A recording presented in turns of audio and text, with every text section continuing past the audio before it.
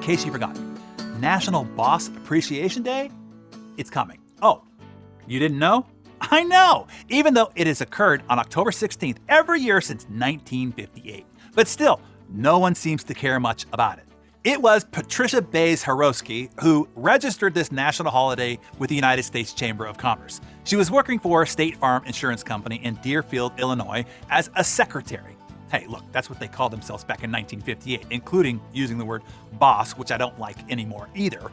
But Patricia chose October 16th because it was also her boss's birthday. That's sweet, right? She did this because she felt that young people didn't fully appreciate or understand the work, the effort, the worry, the pressure and stress a boss carries being responsible for the professional, thus personal futures of so many other people. And guess what? Young people still don't care. Sorry, Patricia. Critics say, and you know critics, right? These awful people who have awful things to say about anything nice. Critics say, why should we feel obligated to purchase gifts or acknowledge supervisors, managers, or leaders who have more power and generally have more money? Well, critics, let me see if I can help out here. A. Bosses, supervisors, managers, or leaders, whatever you want to call them, are human beings too. They have a heart and feelings, and they need love just like everybody else. They need to be seen and appreciated and validated at least one dang day every 365 days. I mean, come on. Just like they should be doing for you every dang day of the work year.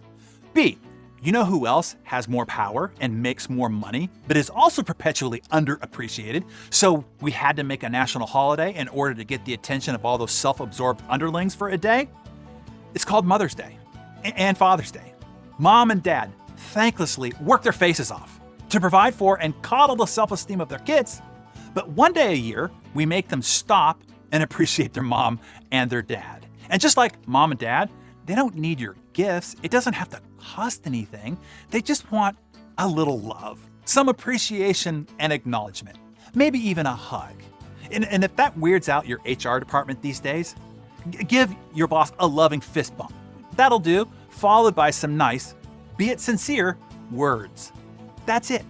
So to help you with a little bit of that empathy that they'd love for you to genuinely have, bosses, over the last couple of few years, they've been beaten and battered and bruised pretty brutally the last little while. I mean, just take a pause and think about it.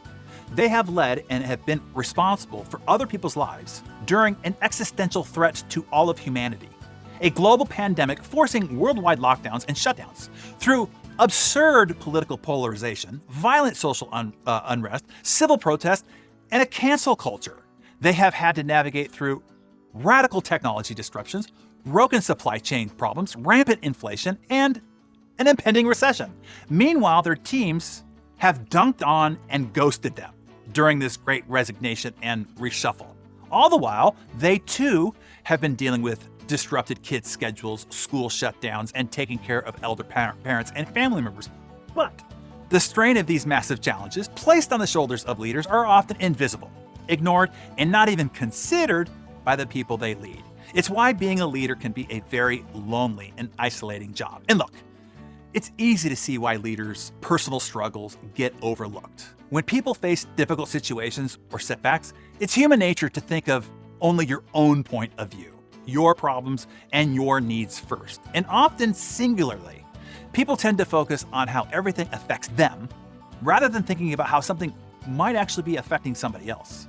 People particularly ignore the pains of people who are supposed to be responsible for taking care of them. But you see, leaders can't do that. They can't think that way. Parents can't do that. They can't think that way. They have to think about others. It's the very job responsibility. But for a day, hey, come on, just a day? Instead of only concerning yourself with, how am I feeling? What do I need? Am I happy? What would make me happier? Maybe ask, how are they feeling? What do they need? Are they happy? How can I help them be happier? So I have two suggestions for you, just in case you might be interested.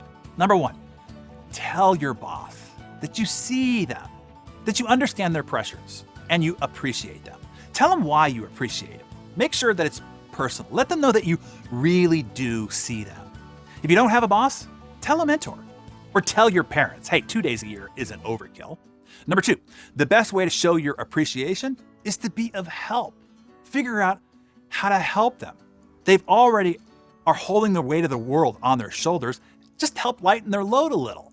Most everyone around them only adds to their load. Teammates and vendors and clients and partners and bankers and kids and parents and peers.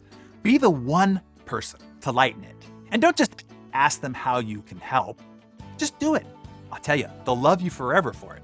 Unfortunately, it doesn't take much because most people around leaders don't really care that much. Just be genuine, actually care. And again, if only for a second of one day out of 365. And let me just say to the bosses, all of those in position of leadership, I see you.